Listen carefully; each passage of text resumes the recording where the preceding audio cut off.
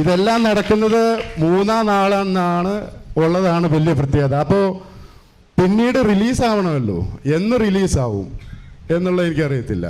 അപ്പോഴാണ് എൻ്റെ കൂട്ടുകാരൻ ജെംസും കുടുംബവും ഇവിടെ വന്ന് എനിക്ക് വേണ്ടി പ്രാർത്ഥിക്കും. അവർ സൗദിയിലായിരുന്നു, ഇവിടെ വന്ന് പ്രാർത്ഥിക്കാൻ വേണ്ടി വന്നു പ്രാർത്ഥിച്ചു. അപ്പോൾ ഞാനിങ്ങനെ ഇരുന്നു അവിടെ ജയിലിലിരിക്കുന്ന സമയത്ത് 3-ാം നാൾ എനിക്ക് എൻ്റെ മനസ്സിലുണ്ട്, ഇതെന്തുകൊണ്ടൊന്നും ആവുന്നില്ല. ഉച്ചയ്ക്ക് 2 മണിയായി, 2:30 ഞാൻ ജെംസിനെ വിളിച്ചു. ജെംസ് എന്തെങ്കിലും വല്ല, ജെംസ് പറഞ്ഞു ഒന്നുമില്ല, നിലവിലിപ്പോൾ പെരുന്നാൾ കഴിഞ്ഞ് കഴിഞ്ഞാൽ വിടത്തുള്ളൂ. സൗദിയിൽ എല്ലാവരും ഓഫീസെല്ലാം അടച്ചു പോയി, മെയിൻ ഓഫീസേഴ്സ് എല്ലാം അവധിയിലായി എന്ന് പറഞ്ഞു.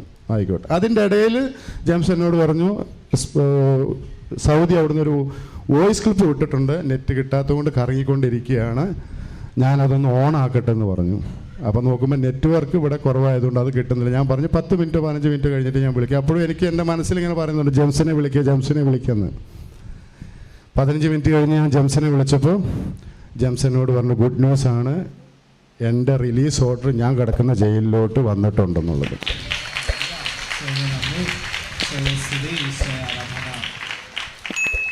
അപ്പോഴത്തേനും 5 മാസം നാളത്തേന് തികയാണ്.